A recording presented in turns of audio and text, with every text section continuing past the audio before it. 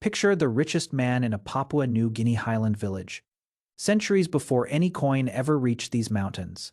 He doesn't own a vault. He doesn't have a number in a ledger anywhere confirming his fortune.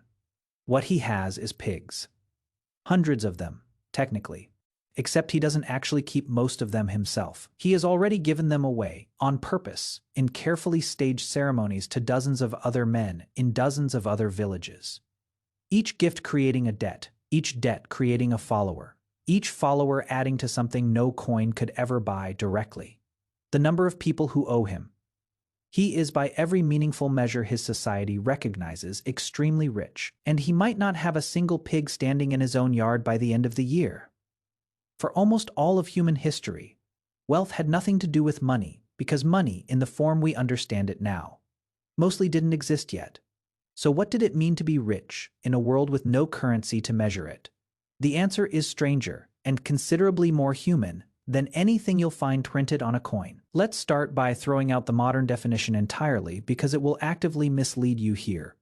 Modern wealth is mostly about accumulation, how much you are holding, sitting in an account, growing quietly in value while you do nothing at all. Ancient and traditional wealth, in the vast majority of documented non-monetary societies, worked closer to the opposite principle. The anthropologist Jane Geyer, studying wealth systems across parts of Africa, described this using a phrase that has since become central to how anthropologists talk about pre-monetary economies: wealth in people. Rather than wealth in things, in many of these societies, being rich wasn't primarily about how many objects you controlled. It was about how many people you controlled in the sense of dependents, followers, wives, clients, and debtors, all of whom represented labor, loyalty, and obligation you could call on whenever you actually needed it. Objects mattered too, of course: cattle, cloth, iron, cowrie shells. But objects mostly mattered because of what they could convert into: marriages, alliances, followers, labor. A pile of goods sitting untouched in storage wasn't wealth in any real sense. It was potential wealth waiting to be converted into something that actually mattered, which was people. This is where the Melanesian big man system becomes one of the clearest illustrations anthropologists have ever documented. Across parts of Papua New Guinea and neighboring Pacific societies, leadership traditionally wasn't inherited through bloodline the way a king's crown might be. It was earned continuously through an exchange system built almost entirely around pigs, yams, and shell valuables. In a famous ceremonial exchange network called the Mocha, practiced across parts of the Papua New Guinea highlands, a man builds his reputation by organizing increasingly large ceremonial gift exchanges, giving away pigs and valuables to rival leaders in other villages, publicly, competitively, and often at considerable personal cost. The recipient of a mocha gift incurs an obligation to eventually repay it with an even larger gift in return. An ongoing competitive cycle where status is measured not by what you are holding on to, but by how much you've successfully given away and how much your rivals now owe you in return. A man who becomes known for organizing spectacular mocha exchanges gains the title Big Man, a position of real social influence and authority within and between villages, achieved entirely through calculated generosity rather than inheritance or conquest. Crucially, this status isn't permanent or automatic. A big man who stops hosting successful exchanges or who gets outdone by a rival's even bigger gift can lose his standing within a single generation. Which means, in this system, being rich isn't a state you achieve and then coast on. It is a performance you have to keep repeating, indefinitely, in front of an audience that is always keeping score. Some of these mocha exchanges reached genuinely staggering scale. Anthropologists documenting ceremonial exchanges in the Papua New Guinea highlands recorded single events involving hundreds of pigs changing hands in a single day, alongside shell valuables, feathers, and other goods, all publicly tallied by a community that would remember the exact count for years afterward. There is a practical reason this system persisted for so long beyond simple tradition too, because wealth in this economy was constantly being redistributed rather than hoarded. These exchange networks functioned as a kind of built-in insurance system. A family that lost its pigs to disease or suffered a bad harvest could call on the debts owed to them by others in the network, drawing on obligations built up over years of previous generosity. A purely accumulative economy where the wealthy simply kept everything they earned, would have offered no such safety net. Constant circulation meant that hardship in one household rippled outward and was absorbed, at least partially, by an entire web of people who owed that household something. Pigs specifically deserve a moment of their own here because across large parts of Melanesia and the wider Pacific, they functioned as one of the closest things to a genuine unit of wealth the region ever produced long before any colonial currency arrived. Pigs are unusually good candidates for this role. They're mobile, they reproduce, and unlike land, they can actually be given away. Physically, in a public ceremony, everyone present can witness and remember. A man's herd size was a visible, countable measure of his wealth and influence. In a way, stored grain sitting in a hidden pit never could be. Everyone in the community could look at a man's pigs and immediately understand roughly where he stood. But the actual moment of wealth, the moment that mattered socially, wasn't owning the pigs.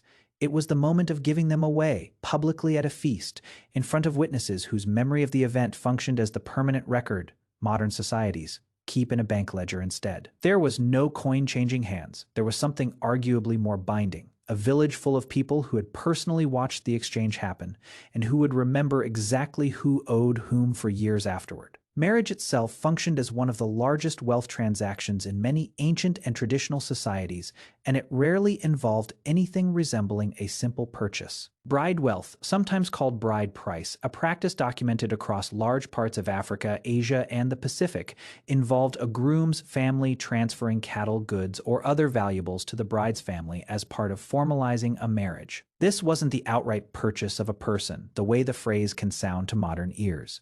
It was closer to a large-scale social contract, formally linking two families or lineages together, converting material wealth into a durable, multi-generational social alliance. The cattle or goods exchanged in bride wealth typically didn't just vanish into one household's private stockpile either. They were frequently redistributed among the bride's extended family, and often eventually used to help secure the marriages of her own brothers in turn, keeping wealth continuously circulating through a network of linked families rather than settling permanently into any single household. A family with a large herd of cattle wasn't simply rich in the sense of owning cows.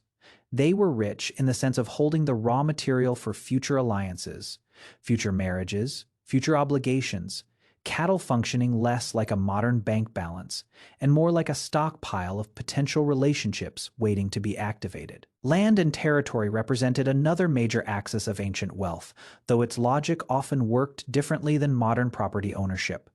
In many traditional societies, particularly ones organized around herding or shifting agriculture, land itself wasn't typically bought or sold the way it is in a modern real estate market. Access to land was usually mediated through kinship, lineage membership, and chiefly authority rather than private title deeds. Being wealthy in land, in this context, often meant having secure, recognized rights to particularly productive territory, fertile floodplains, reliable water sources, prime grazing ground, rights that were inherited, negotiated, and defended through social and political standing rather than purchased outright. Controlling access to a scarce resource like a reliable water source in a semi-arid region conferred enormous practical power, since other families and herds genuinely depended on that access to survive. A form of leverage that functioned economically without ever requiring a single monetary transaction to enforce it. In some agricultural societies, this evolved further into surplus storage, becoming its own form of institutional wealth. Which brings us to one of the earliest, most literal proto-versions of money the ancient world ever produced. In ancient Mesopotamia, long before coinage existed anywhere in the region, grain itself functioned as a genuine unit of account, and temple and palace institutions built enormous storage economies around it. Archaeological and textual evidence from sites across ancient Sumer shows temple granaries accumulating vast surpluses of barley collected as a form of taxation or tribute, then redistributed to laborers, priests, and officials as a form of payment for work and services rendered. Clay tablets from this period record debts, wages, and obligations measured in fixed quantities of grain or silver by weight.